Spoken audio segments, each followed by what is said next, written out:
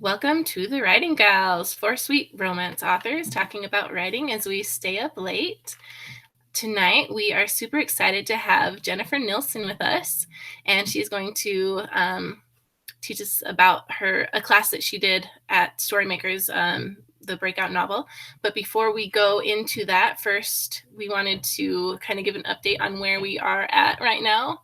So, Victorine, do you want to tell us what you have been doing this week? Sure thing. I've been writing and super excited about this Christmas novella that I'm writing. And it's going to be in a collection with other Christmas novellas. And so we will have links up in our group and stuff when we get it out. But I'm just having a blast with it. It's super fun. Awesome. Yeah, it's really fun too. I like the tropes you're using. What about you, Michelle? I can't find my unmute button. Sorry, guys. Okay, so I am also working on my Christmas novella, and it is finally getting to that really exciting part where I am building up to the black moment, and then we're going to have like the resolution. So I'm like really close, and this one's been really hard to plot because of the word count restrictions, and so it's just really tight, and you have to do a lot in few words. And so it's been a fun challenge. But I'm looking forward to moving on, hopefully tomorrow or the next day, to my next full-length Christmas novel and getting that rolled out as quickly as I can. Because as you know, it's already almost the end of October. Christmas is right around the corner, and you have like very quick window to catch that market. And so I'm feeling really pressured after being sick for 2 weeks and getting behind. But it's just a whole lot of fun. And those of you who watched our podcast last week, we talked about Christmas tropes. If you are not on our Facebook group, you should go join, because I have the list up on our Facebook group where you can find all the tropes for Christmas romance. And so you can join us and write some Christmas stories. That's what I've got going on in my world. Awesome. And what about you, Amy? What have you been doing? Well, lots and lots of stuff. So I should be getting Marrying a Spy back from my editor tomorrow. So then once I have it back, I'll run through it and then put it up to launch next week, because I have a 99-cent day going out the 31st, which I'm super excited to see how that works for me. I got a couple paid promos, which I normally don't do. So I'm excited for that. And then I'm 20,000 words into my rule number 4. You can't misinterpret a mistletoe kiss. I'm having a lot of fun writing that one. I'm going to maybe see if it's going to be 30,000, but it might be a little bit longer. I'm just kind of letting the story go the way it wants to. And then just a couple days ago, I opened my own publishing house. So we're very, very small and tiny, and it's called Sweetheart Books. And we're publishing sweet YA and adult romances. So if you are interested, check us out. So that's pretty much it. Very boring over here. No, you lost a publishing house. That's pretty exciting. So nothing boring. It's kind of crazy. Sometimes I'm like, what did I do this? My husband, it's nice though. My husband's like, I'm more worried that you're going to be successful than not. So I was like, well, that's always positive. It's good to have your husband have your back. So yeah, that's awesome. And what about you, Jennifer? What are you doing these days? So I feel like I should have a Christmas story coming out. Like I feel like I should be announcing that. I think I've decided I'm full on crazy because I'm doing 2 books a year right now. So I have 1 book in every stage. So I've got things that I'm getting ready to pitch. I've got a project that I am outlining, brainstorming, just research, putting it together. I'm doing the first draft of Trader's Game 3. I am in edits for another historical novel, and then I am out promoting Resistance, which is my Holocaust era novel. So a little bit of everything. Except wow. Yeah, well, still, that's a lot. Like, how do you have, that's a lot of things to try to keep track of and know, like, which book you're in and certain parts. So that's amazing.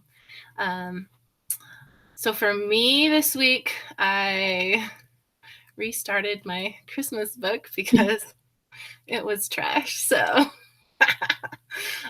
it's just fun the way that my writing process seems to work. I write a bunch of words and then I have to throw them out because I didn't know the story very well. So I re-outlined it yesterday and I restarted it today, and I'm hoping that I can finish it in time.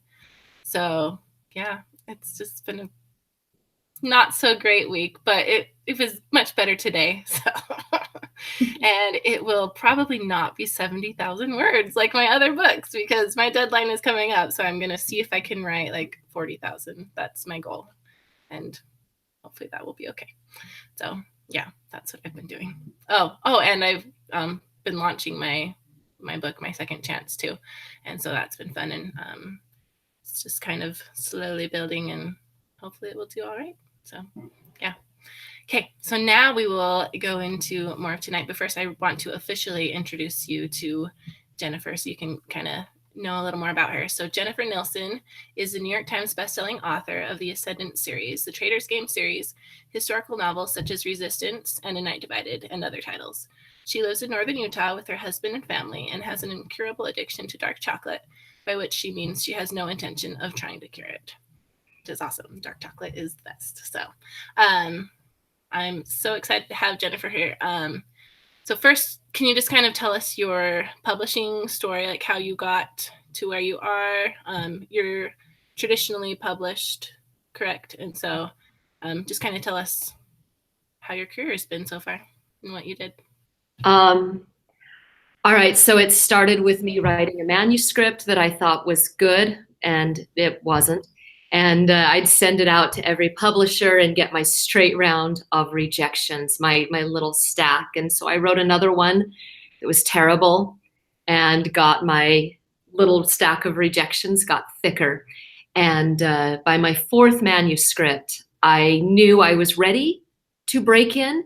And I had this manuscript that I was sure everyone was going to love. And I started sending it in, and just like the others, one by one, I started getting rejections for it. And it was really hard. It was the one that hurt the most because I knew I was ready. But finally I thought, okay, I know this one publisher, they take everyone. And so it wasn't the way I wanted to start, but at least I knew it was my way in to the industry. And I sent it off and then just waited for the letters to come back. Fast forward 2 months to my birthday. And on the morning of a birthday, I got a call from a friend who on her first manuscript and first submission had submitted to this same publisher. And she called to just say, hey, look, I've got my acceptance letter. Look, publishing's fun and easy. And I'm on the phone thinking, oh, that's great. I really, really, really hate you. That's great. And it was like tough, but at least I knew the publisher was sending out letters. So I went out to the mailbox, and there was my letter from the publisher. And I thought, well, it would have been fun to be first, but I'm okay with it being a tie. And so I opened up my letter, and there was a rejection. The publisher who takes everybody. And so that was a bad birthday. Not enough ice cream in the world to cure that, I know for a fact. But I went inside and I made a decision. And I decided it was only ever going to be one of two options for me. And option number one is I would quit. I would decide, okay, clearly I don't have what it takes to be a writer, and I'll just accept that. Or I will never fail at this again. And so I thought, I'll write one more story. But this story, I don't care what anybody else thinks. I'm only writing it for me, what makes my heart pound, what makes me laugh, what I love. That was what I was missing, is I needed to write for me. That became my first published manuscript. It was the last rejection letter I ever received, but I am fairly confident that I have a thicker stack than anyone. Really? Yeah. That's awesome. What was your first book that was published? It was called Elliot and the Goblin War. There were like 5 people in the country who ever heard of it. 4 of them were my mom. But it was my way in. That's awesome. So how long ago was that you first published? That was 8 years ago. Okay. And I think with Resistance, a month ago, I think that was book number 13. And I've got about 5 more under contract. So Oh, wow. going strong. Cool. And so you do two a year then? Yeah, because I'm crazy. Yeah. Awesome. That's fun. My son and I listened to The Night Divided Night Divided last summer, and he loved that. So Thank you.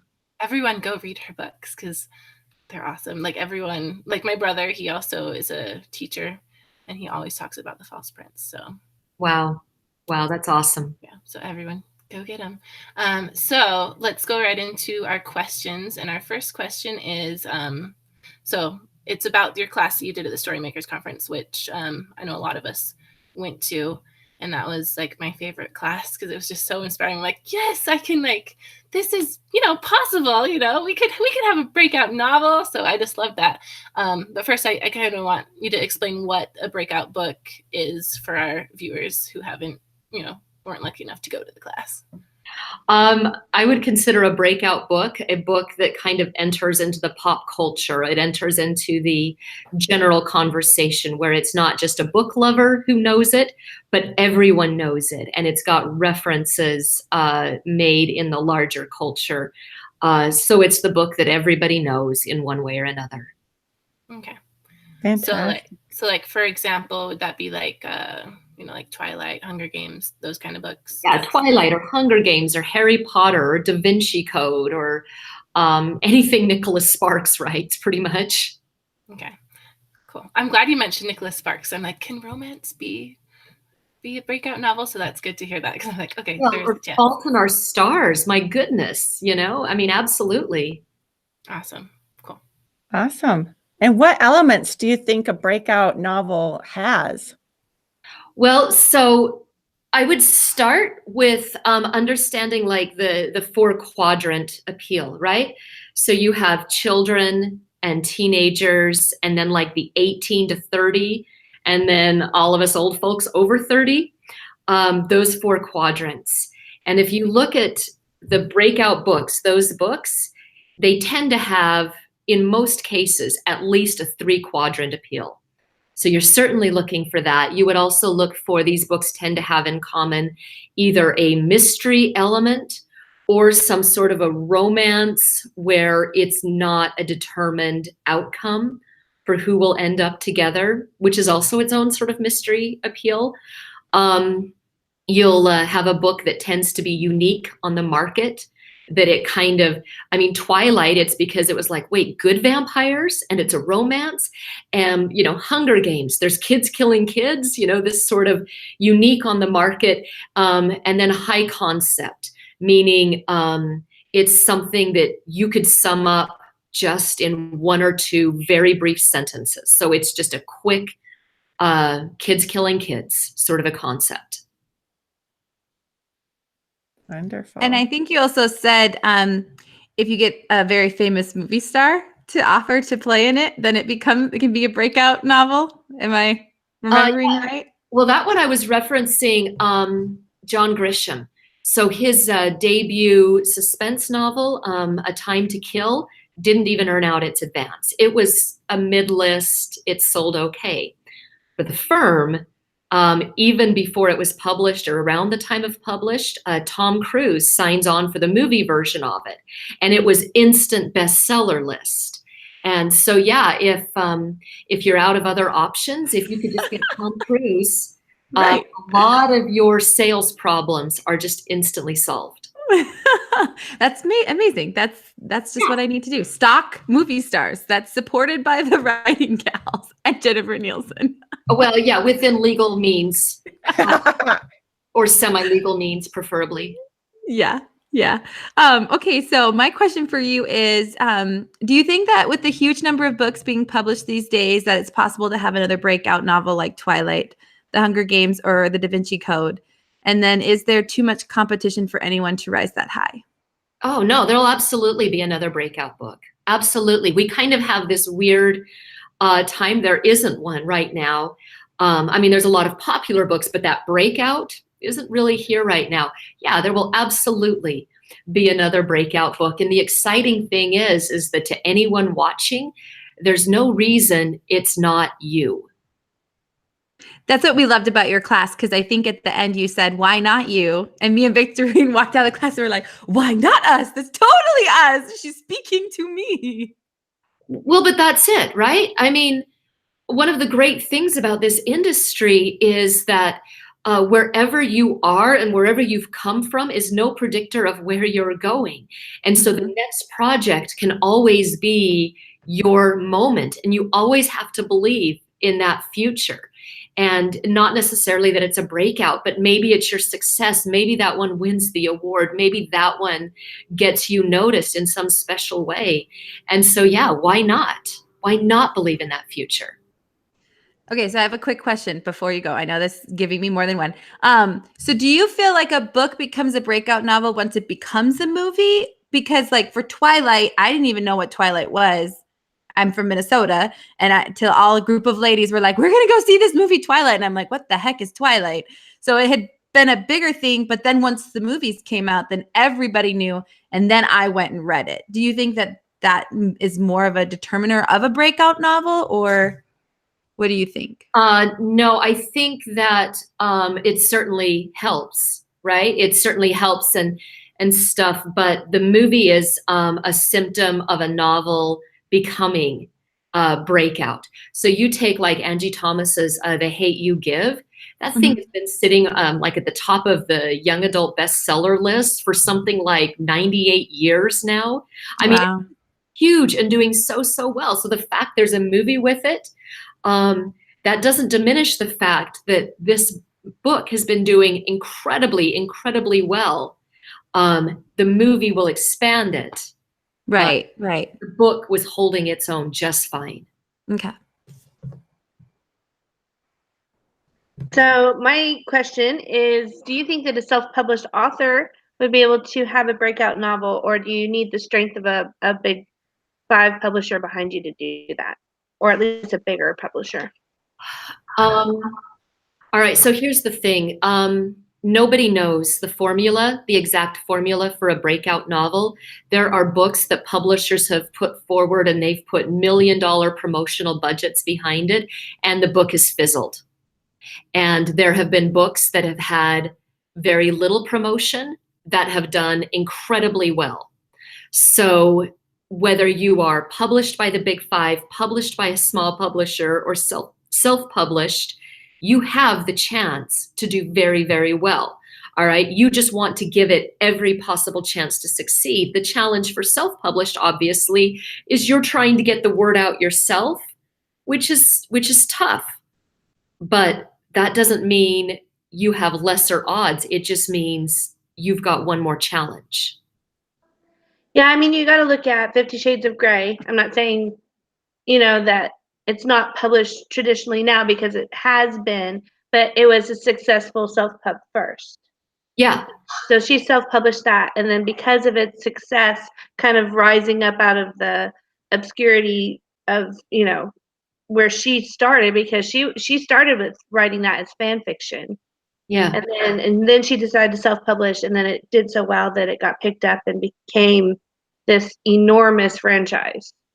So there's yeah, and that's what I guess I'm saying is any book has its potential. Getting it noticed, we're all working on that mystery. Awesome. So those are the questions I had on that subject. Was there any other like thoughts that you had, like this, hour-long class, and there were tons of good things? Was there anything else that you have to say on getting the breakout novel? I would just say this, that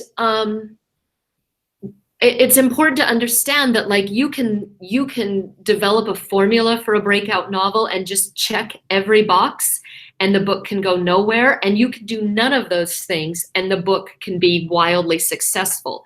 So I think it's important, rather than focus too much on formula, it's good to know all of it, but more important is to write the book for which you have passion.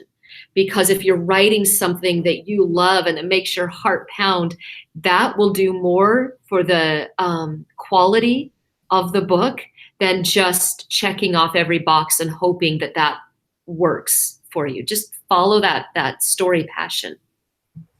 And keep the teeny boppers from your books, because you said once it hits the 11-year-olds and younger, then the book dies. Yeah, the tweens destroy everything. and they do. I did talk about that, with and in movie form, but Titanic, I mean, that movie was huge. People were going to see it multiple times until the tweens fell in love with Leonardo DiCaprio, and then the movie tanked. Sales just quit that day. They ruined Twilight for a lot of readers, because you don't want to be, a 17-year-old who's swooning after Edward or Jacob, and you're sitting beside an 11-year-old who's swooning over Edward or Jacob. Like, they'll kill everything. So yeah, you have to be on your guard. We went to see the movie in the movie theater, and of course all these little tweens were there, and they would not stop talking. And I was telling my husband, I'm like, go do something about it. Go do something about it. And he's looking at me like, what do you want me to do? Like, they're annoying me. They just ruin everything. We love them, but they're annoying. No, but they definitely will ruin popular franchises. And so it's just a hazard that you have to know is coming if you break out. And I think you said when you talk about the quadrants, you want to make sure you're at least hitting 2 of them. If not, like Harry Potter. Why am I drawing a blank on the names? Right? They covered all 4. Mm-hmm. The Harry Potter books. Harry Potter is a 4-quadrant appeal, and so it did very well. Hunger Games is 3. So it took teenagers up, but then it moved to the tweens, and you know what happens. Da Vinci Code hit 2, but it seeped into upper teens a little bit, but it definitely hit the 2. 50 Shades hit 2. Fault in Our Stars hit 3, and then the tweens got it. Mm-hmm. But yeah, if the more that you hit, I mean, it just widens your market, right? Widens the market. Oh, and I think the other thing that I wanted to talk about that I think, as I distilled it down, I think one of the really important things, and this is kind of from my own experience of books, the easier your book is to book talk, the more likely it is to get book talked. All right. If your book can be explained in 1 or 2 sentences, that goes a long way versus a book that needs a paragraph to explain. And so you as an author should be able to distill it to 1 or 2 very captivating sentences. I think for me, for example, with Night Divided, very simple. It's a girl is going to attempt a Berlin Wall escape. And it's that simple, right? Others of my books that maybe take a paragraph might not have done so well, largely because of the book talking. Yeah, that's awesome. I have a hard time book talking, so I need to learn how to do that better. Okay, and then I also liked how you'd said that there are some other things that we needed in the class, like do you think having characters that are like super appealing, is that another necessary thing? Yeah. So, I mean, you want a character that your reader is going to be able to empathize with, and kind of connect to in a very meaningful way. I mean, I think that's largely, the appeal, even though it's movie form, but people might understand it, of like Iron Man, Tony Stark, is that there's something about him that really draws you toward him. I think just looking over some of the notes that I wrote, intense emotional ride. If you take your, like Girl on a Train, for example, was such an intense sort of an experience for readers that they will remember that emotional journey. Timing, we've talked about. If your book follows on the heels of another great book, so you look at like Maze Runner and Divergent, coming right on the heels of Hunger Games. Certainly, they benefited from that. And a lot of it is just plain old luck. You know, a lot of it's just like, hey, I would love for Tom Cruise to notice one of my novels, and this sort of thing that definitely plays as a factor in it. But there's all of these elements. But I really do believe strongest of all of them is you want someone holding your book to put it in the hands of somebody else and say, you've got to read this. And the question we have to ask ourselves as writers is why? Why will someone do that for my book? And if you can't answer that, you probably need to create that reason of why do they put it in someone else's hands. Awesome. Oh, go ahead, Amy. Can I ask just one more question? Since all four of us, you write YA, but all four of us write romance, do you feel like most breakout novels need to have a thread of romance in it? I think most novels do, but I don't think they necessarily have to. I think if the story calls for it and it feels germane to the plot, absolutely.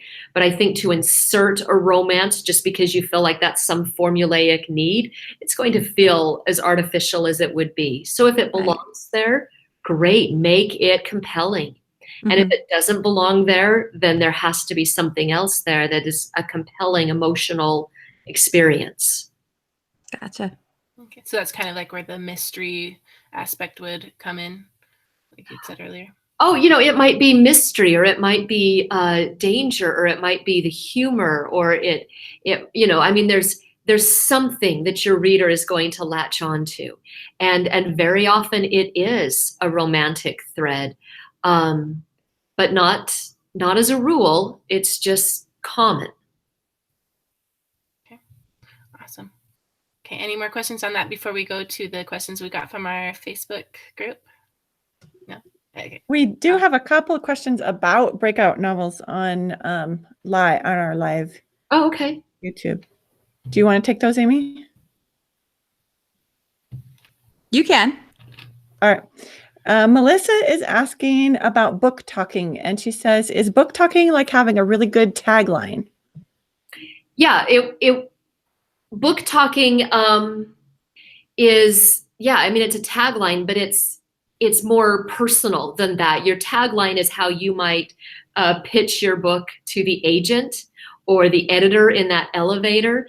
The book talk is me as a reader is going to try to recommend this book to somebody else. What am I going to say about it?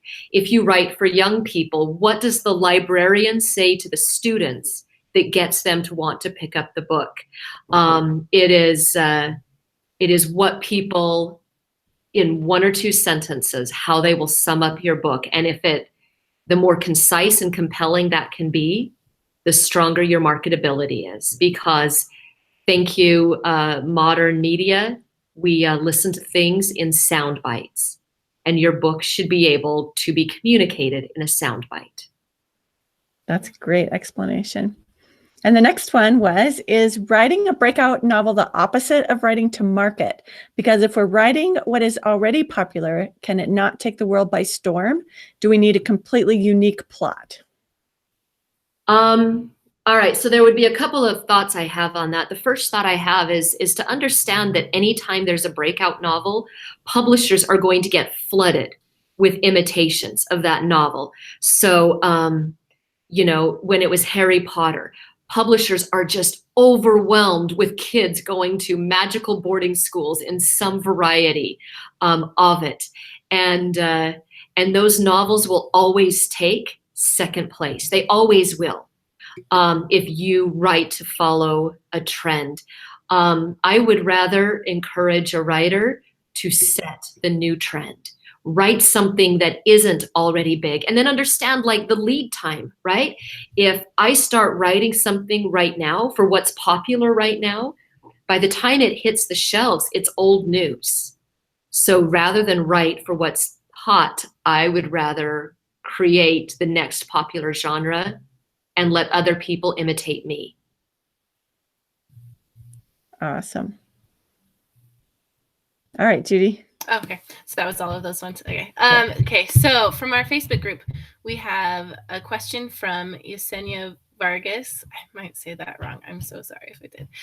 Okay, so she asked, or she said, I'd love to hear your thoughts on young adult romance, and hits like To All the Boys I've Loved Before, both the book and the movie.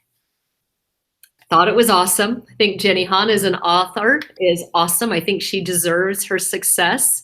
I think young adult romance is just going to be a perennial favorite because every girl wants to kind of, not every girl, but I think it's a very common thing for readers to just kind of want to get swept up in that fun romance. And I mean, it's as old as Jane Austen and before that, and it will continue to be popular. But Jenny Han is a great author. Yeah, I loved that movie because I write young adult romance. So I'm like, I love this. They need to make more of these. They do, truly. Yeah, I'm like, they should find mine. That'd be cool. Yeah, right. Well, and I was talking to my mom because I started writing YA romance too, and she's like, every woman wants to relive their high school years, but be the popular one or get the one that gets the guy. Like, it's just like you said, it's timeless. Everybody goes to school, everybody goes to high school. You live in that world, and people like to revisit it. But this time, I'm gonna get it right through this character. Yeah, it's not gonna be quite as painful. Yeah, or just the identification that high school romance is sometimes awkward and you make just stupid decisions and stupid mistakes. And it's kind of nice to read a book where somebody else is sort of awkward and things still work out. Like, oh, there's hope for me because look what she did. That was so much worse. Yeah. I love that. So true. All right. The next question is from Alicia, and she asks, when writing a book, should you always have a series in mind? Well, only if it's a series concept, right? I mean, some of what I've written, it's a standalone and it's designed to be a standalone and stuff. But, when I did False Prince, about halfway through, I realized the world I had built was bigger than one book, and I knew it had to be a series. And so then my mind starts turning into, all right, I've got to create a wider arc than I had intended originally. But I will say, if you were writing for young people, oh, they love series, because if they get one book from you and they're very comfortable with that, they're like, where's the next? Where's the next? And I'll get kids who are, even when I finish the series, they're like, well, where's the next one? And I'll be like, well, it's super done. And they'll be like, yeah, but where's the next? And so if you have a series concept, yeah, you should know your overall arc, even if you don't know all the checkpoints in between. You should know where you're going, I think. Definitely. So like the Frodo is going to end up in Mordor and throw the ring in. We don't know how he's going to get there, but we know the end is going to be the ring going in. And I wonder if he even knew that Gollum was going to be, spoiler alert, Gollum was the one that was going to throw it into the whatever. Yeah, he would know, okay, the ring's going to have a deteriorative effect on Frodo. And so he knows by the end, Frodo's going to be significantly different than that young, innocent hobbit. And so he does have certain end things he knows. But yeah, to me, not knowing an ending is sort of like taking a trip and not knowing where you're going. I mean, how do you know how to pack or what road to drive down? Which is nice when you write romance, because you're like, they get together. That's the end. So I know how to get there, or I know where it ends. I just need to know how to get there.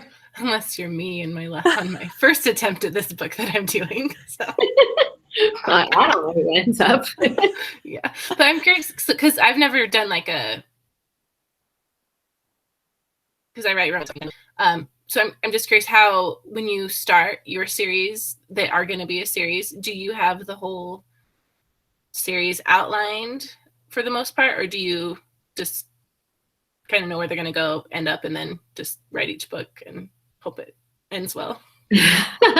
So I have I know my ending of the first book, the one I'm working on, I know how my series is going to end, and I know certain highlights along the way, certain key things that are checkpoints along the way. But I get surprised a lot when I start to really dig in and outline a specific book. And I'm never married to that outline because I listen to my characters a lot and I wait to hear what it is where they want the story to go. And so I get surprised fairly often too. And then everything has to shift. But I always know my ending. Okay, cool. And that kind of goes into the question, which is, how do you plot your book idea to structure to first draft? All right. So if I start with the idea, then I'm going to go to the end of the book. And my strategy is I don't ever come up with one ending. I force myself to 5. Wow. Because 5 makes me more creative, because 1 is predictable. It's the first thing I think of. It's the first thing you think of. 5 is weird, and it almost always needs to be thrown out. But 2, 3, and 4. They're all aliens and the earth explodes. There you go. Yeah, and I can't say that hasn't been one of the concepts. But 2, 3, and 4 start to get really creative. And that's where I start to really see the magic. And then I almost plot backward from there of, if this is the ending I choose, where do we go before there? But I'm always trying to come up with, at every key moment in the plot, I'm looking for 5 options, and that just tends to keep me from just relying on the same old. I love that idea. So my question for you also is, this is just questions that are coming to me in my mind when you're talking.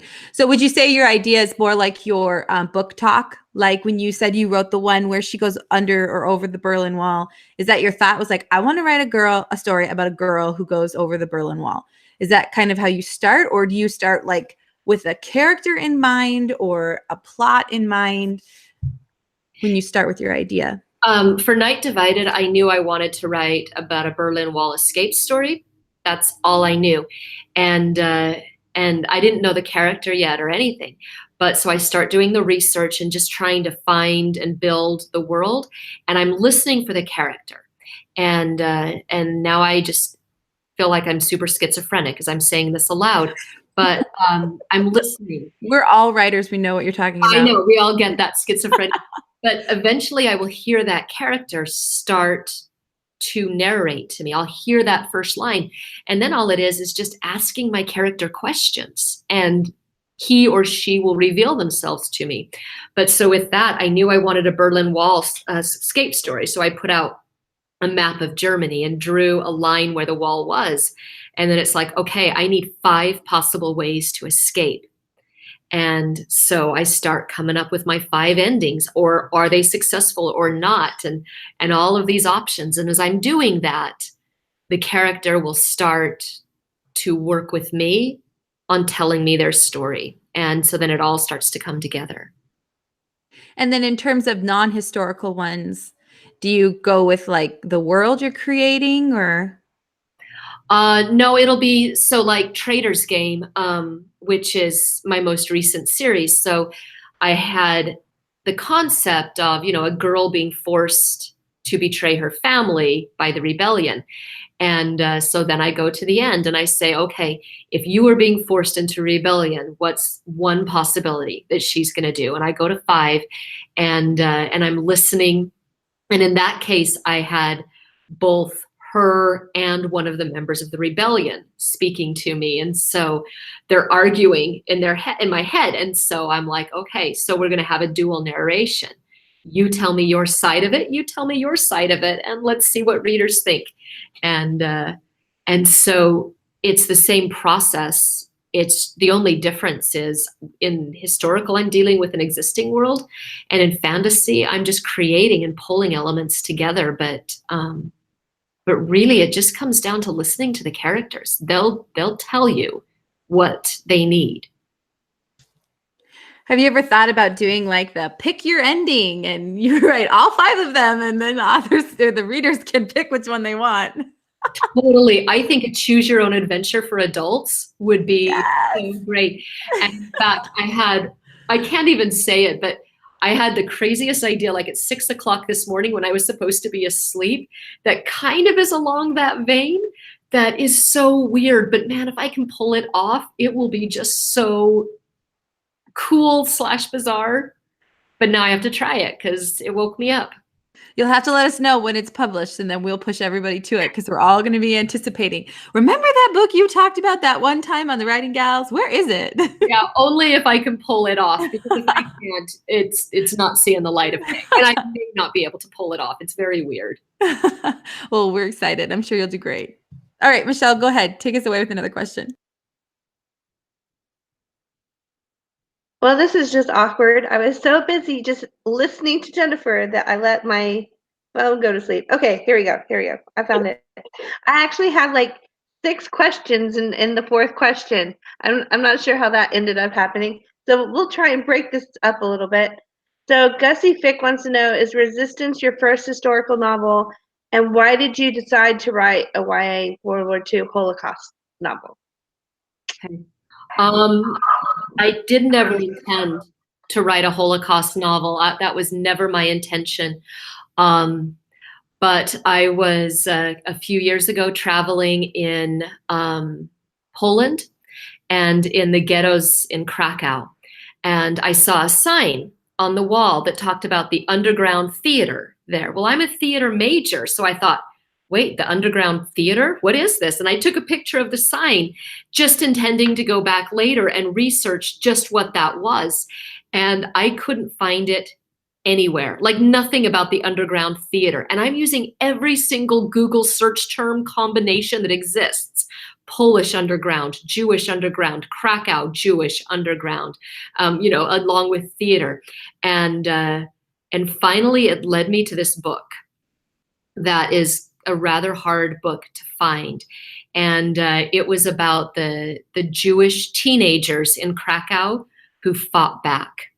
And I read this story and I realized this story isn't known, it isn't told. And even then I sat on it. I had no idea what to do.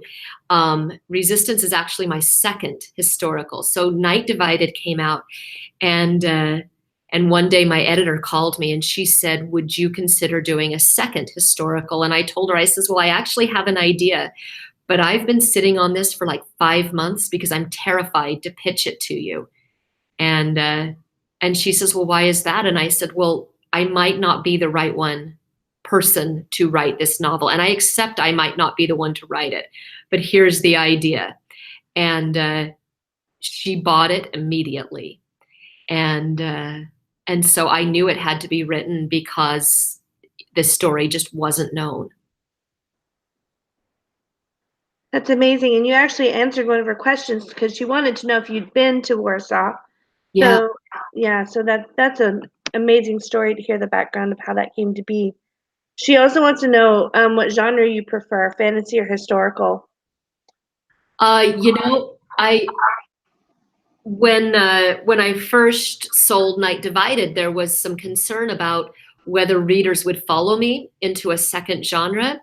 And so I made this decision, which is just a little unilateral decision, but I'm kind of owning it, where I just said, well, then fine, I won't be a fantasy writer or historical writer. I'm just going to invent my own genre, which is just danger. I write about characters in danger. And the fact is, I don't think it matters genre. I think you write the story that's inside you, and if you have passion for it, readers will follow you. That's great. I actually write in multiple genres myself. I write some historical, romance, and fantasy, and so it's always interesting to see authors who are thriving doing, multiple things that they love. I know a lot of authors will be glad to hear that. And she also wants to know if you're happy being under contract with Scholastic. Oh, yes. Oh, Scholastic. When I signed with Scholastic and my editor called me, she said, welcome to the Scholastic family. And at first I thought that was an odd thing to say, right? Because it's this big, huge company. And I've realized over time, that's really what they are. Scholastic's only ever had two owners, the father and the son. And they operate very much like a family, and you join them and you're one of them. And I'm very happy with them. It's a great publisher. I love that they sincerely care about children and children's literacy. They'll make decisions that are not in their best financial interest if it's in the best interest of children. And I feel very honored to publish with them. That's amazing. Yeah, they're great. Yeah, that's awesome. I went to my kids' book fair recently. I'm like, oh, that'd be so cool to have a book in the book fair. So it's a goal to work towards. Yeah, absolutely. So we have a question from Karen O'Connor, and she is asking about your writing process. So yeah, I think we kind of talked a little bit about that, but like, do you write most days? I'm curious, like how much like writing you do, because I know you do a lot of school visits and other things also. Yeah, I mean, like I'm out of town this whole week. This is my hotel room. This is not my house, and so I write when I can. I write if I've got any little window. I'll take it. But no, I mean, I do a pretty messy, ugly first draft, and then I edit and edit and edit, but I don't edit everything at once because that's so overwhelming. And so I kind of edit from the outside in, where I'll start with the very biggest problems, like I killed a character in chapter 9 and they're alive in chapter 13 and it's not a zombie novel. So I move from the outside in to where it's just like layers of an onion, and as I get closer and closer, it comes closer to the vision I have. But every book is different. Every book is different, and every book needs something else. So in terms of process, like anything that gets you to typing the end is the right process. I will say though, in terms of what I've learned with for myself with the writing process, is I think when I talk about a lot of those early failures, it wasn't that I didn't have a good idea. It's that I quit editing too early. That if I had gone a few more rounds to really refine it, it might have had better chances for success. I just quit too early and wanted to get it out the door early. So I've very much come to appreciate the value of edits. Has it gotten easier though? With every book you're writing, your mess is not as big, or is it kind of the same still? No, I mean, I hope I'm a better writer than I was, right? But again, every project's different, and some of them are just hot messes. They really are, and some are very clean. I've started to, before I send a manuscript, I'll say, what would my editor say? And I try to anticipate her responses, and in that way, she's passively teaching me a lot because I try to anticipate her. But she's a great editor, so she's still going to find problems, and thank goodness she does. But yeah, I mean, every writer needs to be edited. That's how I'd feel. I feel if I were to try to write a historical, it would be just a big giant hot mess, and I would be like, and they have buttons, even though back in Regency time they didn't, and I would just be like, this is I'm done. And they time travel to the future and everything's solved. Well, but we all have to write for who we are, you know, and you know your genre, and that's great. I mean, no single writer is for all genres. Yeah. So I have another question. So do you do a lot of plotting? Then we kind of talk about the series thing, but do you like plot everything out before you start writing? I have an outline. And it's very detailed for maybe the 2 or 3 chapters ahead of where I am, and I know the ending, and it's between a few chapters ahead of me and the ending. It's loosely plotted, and then I will add more detail as I get in, or change details as I need it. But I'm not one of those who sits down and plans out every little thing, because I find that for me, it takes away from me listening to the characters, because I just become so locked into, no, this is the next scene. And so I don't want to lock myself in that much, but I have a definite highlights, and I always know details for the next 2 or 3 chapters. And that just kind of keeps me focused. Cool. I like that. And I think that was all for that question for the most part. All right. The next one is from Laura. And she asks, if you're writing to market, how do you let the market know the book fits what they're looking for? Should the trope be in the title, the blurb, or both?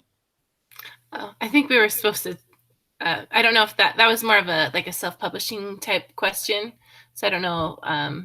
Did you have a lot of thoughts on that one? Because I think we'd said we were going to maybe answer that in a different podcast. Well, I was going to say too, you could talk about how do you know how do you anticipate what agents are looking for? And you kind of touched on that, but I think in your class, you also talked about a few other places that you can use as a reference for what agents are looking for. I think maybe that's what they were asking too. And that could be exactly it. Yeah, Publishers Marketplace is a really great place. They send out a free version of the email every single day, where they'll give highlights on what projects are being sold. I would 100% watch that. I do watch it, because if you see what's being sold right now, you know what's going to be on the shelves in a year or two. And so I think that's very valuable to watch. And I would look at what's really hot right now and avoid it, because chances are by the time you get something out there, it's going to be a little bit tired, and people aren't going to watch it. So, and then if you get on different agents who are if you type in agents actively looking, they'll tell you what they're looking for in projects. Well, look at that, because where is the agent getting that information? They're getting it from the editor who's saying, here's what I want to see more of. So look at those. But at the same time, again, I don't believe in writing for that. I believe in writing your passion and for who you are, and people will find you. I think that's much stronger than just writing something hoping it'll fit the bill for somebody else. If it's not your passion, it won't sell. Yeah, I think that's a good point. And I wouldn't want to write something I don't know how someone could force themselves to write something they weren't interested in. It just wouldn't. I don't see how it could turn out very well. But not only that, if it's your debut project, the one you break in with, and if it does well, that debut project defines you, right? So then publishers will say, well, we want more, just like this one that you have written. Well, if you broke in in a genre that you don't really love, and now they want more of it in that genre that you don't really love, you start to go down a road that isn't ever the road you wanted to be on. And so whatever project you're submitting, you should be okay with saying, if this work defines me, am I okay with that to continue on this same path? Awesome. So the next question from Rachel kind of ties into one of the questions on the live feed, so I'll kind of ask both together. So basically she said, my son who's in 3rd grade is currently reading Resistance. He's actually eager to do his daily reading minutes plus some. When writing, do you target a certain age and grade level, and does that limit the vocabulary and style? And so maybe to answer the YouTube question, what made you start in YA, and why, did you try other things? And if you did, what led you to YA? So it's kind of all encompassing. Okay. No, I started, when I talk about those early manuscripts, I was actually writing probably more in the genre where a lot of you are kind of dabbling in, but it was adult women's suspense, romantic suspense.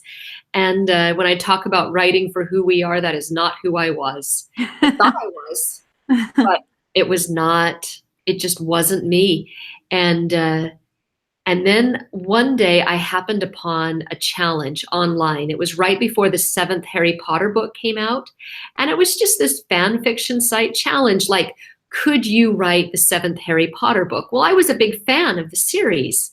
And I liked that challenge really appealed to me because I'd been writing mysteries, and ultimately Harry Potter is a mystery.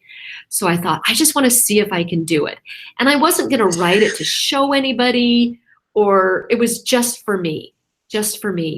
But it was the most fun I had had since I began writing.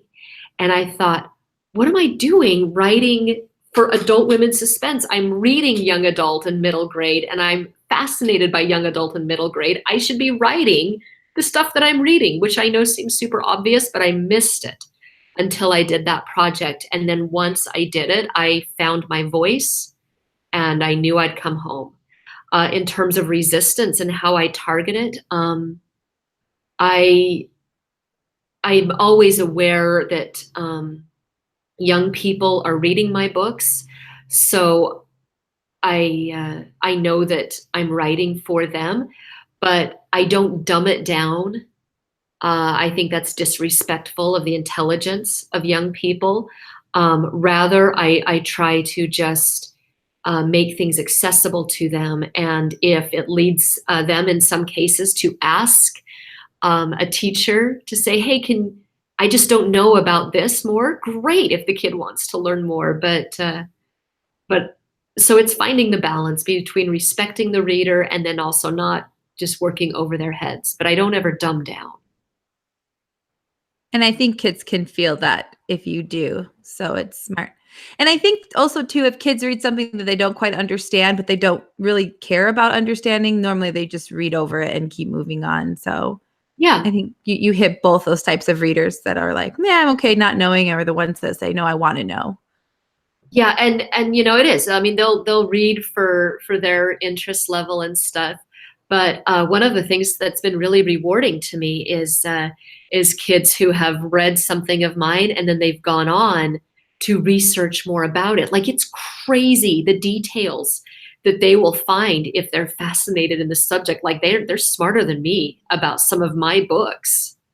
Mm-hmm. Michelle was saying that her daughter will go through and edit all the books that she gets, and she'll bring them to Michelle and say, Mom, these are the errors in other people's like traditionally published books. And so it's amazing how Fabulous. Sucked into the world or sucked into writing kids can get, and they just thirst for that knowledge and those words. Okay, so I have one more question, and it said, any advice on how to pitch to an agent or editor, like at a conference, if you think you have written a breakout novel? Should we mention anything in particular or just be super enthusiastic? It comes down to you want to look at yourself through the eyes of the agent. Why is the agent going to be interested in your work? The way that the agent is thinking is, can I sell this project and can I sell this author as a career author? And those two elements in a pitch at a conference, you don't have time to do all of that. So my suggestion is emphasize the relationship, sort of like a first date on a blind date, and figure out, do I like this agent? Do they get me? And just treat them like a human, right? And so that when the agent asks about your project, they're a little bit invested in you, but mostly you just want the agent to say, hey, go ahead and query me. So give your pitch, which should be a 1 or 2 sentence, very compelling thing. Don't compare your book to, my book is Twilight meets Harry Potter, because no, it's not. Yeah. And that would be a book I kind of want to read. So yeah, I mean, if you oversell it, there's a very high risk of just disappointing. So come up with something that's very compelling, that's a very easy hook, because what you're trying to give the agent is, hey, when you go to the editor, say this. And so look for that easy sale, which is an art in itself. But really, the agent's a real person. They want to find you. And so give them every reason to say yes to you. Be professional, be clear, be confident, and know your 1 to 2 sentence hook so that you're ready to deliver it. That's awesome. And you say you have to pitch every book. It's probably easier for you, but every time you come up with an idea, you have to approach your agent or your editor with it?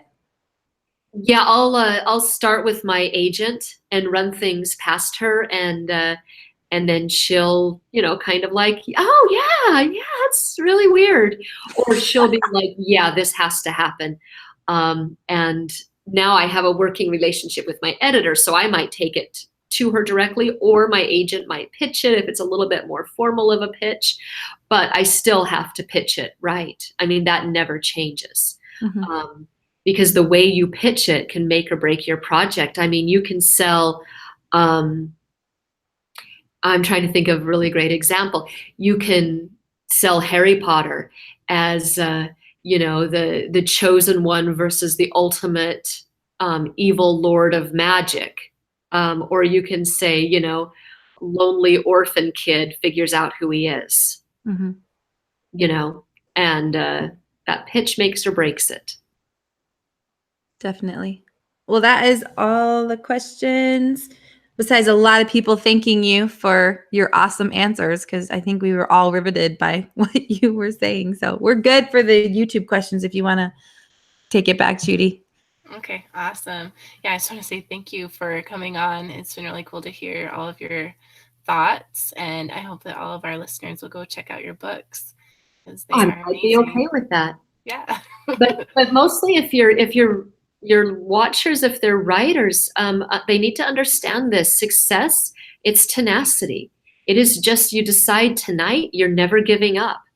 And if you decide that, one day you are exactly where you want to be. You just don't quit. Yeah, I think that is really important. Thank you for sharing that. Okay, so next week we are going to be talking a little more about what we kind of started talking about last week. We will be going a little deeper into creating a swoon-worthy romance, and talking a little more about kissing scenes, which we all love, and maybe just give a little more in-depth pointers on what to do and how we make them so that our readers are just dying for them to kiss. So so make sure, if you haven't subscribed to our channel, do so. You just click the button below, and also join us on our Facebook group, which is the Writing Gals. And we may be called the Writing Gals, but it's not just for females. So guys, We're the gals. join us too. Our followers are any writers who want to come and learn about writing with us. Yes. So just make sure to join us. The links will be below also for that. So we thank you for watching us. And Hey, Judy, do you want to have Jennifer tell us how our readers or our followers can follow her? Oh, yes. Yeah. Where can we find you? My website is my name. It's jennielsen.com, JENNIELSEN.com. On Instagram and Twitter, I am Nielsen Writer, or it's just my name on Facebook if you want to find me there. And that we can stay updated with all of your fabulous books that you've got coming out. Yeah, if I'll go update it, right? And then also join her in February, where Victory and Michelle and Jennifer will be at the Texas conference. Jennifer, you're the keynote speaker, am I right? Yeah, at the Lone Star Inc. I was going to say, if not, I just informed you. Congratulations. I know, like, I'm what? What? No, it's going to be a great writing conference in Dallas. Yeah. Yes, So join them. Go ahead, Michelle. I've been messaging with Jen Johnson, who is the chairman for the conference, and she just loves Jennifer and just has the best things to say about her. So you guys, if you've enjoyed our podcast tonight, then you really need to come to the conference, because she'll have classes going on, plus her keynote speech, which I can already tell from her inspiring words tonight is going to be incredible. So you're not going to want to miss that. Don't have the regrets hit you because I could have been there and then you weren't. So come here, Jennifer, at the Lone Star Eaton Conference. Thank you. Okay, awesome. So I think that is all we have for tonight. So we are the Writing Gals, and thank you for staying up late.